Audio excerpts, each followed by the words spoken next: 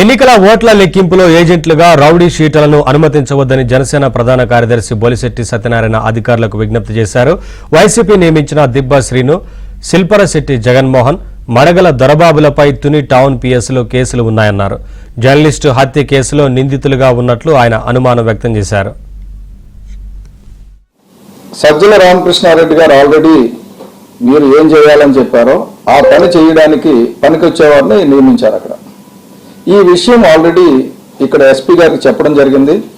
ఆయన ఏమన్నారంటే ఎన్నికల సంఘం యాంటిసిడెంట్స్ వెరిఫై చేయమని, క్యాండిడేట్స్ ఎవరు ఇస్తే బూత్ అంటే కౌంటింగ్ ఏజెంట్స్ కింద ఎవరు పేర్లు ఇస్తే పార్టీ వాళ్ళని తీసుకోమని చెప్పారు. వాళ్ళు యాంటిసిడెంట్స్ వెరిఫై చేయమని మాకు చెప్పలేదు అన్నది ఒక షెల్టర్గా తీసుకున్నట్టు నాకు అనిపించింది.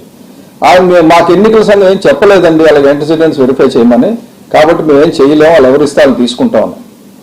ఎస్పీ గారు కూడా నేను రిక్వెస్ట్ చేస్తున్నది ఏంటంటే శాంతి భద్రతల పరిస్థితులు చక్కబడాలి ఉంటే ఆ వైసీపీ వాళ్ళు అడిగి ఈ క్రిమినల్ హిస్టరీ లేని వాళ్ళని తీసుకోమని ఇవ్వండి, ఒక వెసులుబాటు కల్పించండి. అలాగే నేను ఎన్నికల సంఘానికి వీళ్ళు 3 పాసులు రద్దు చేసి వేరే వాళ్ళకి మంచి వాళ్ళకి పాసులు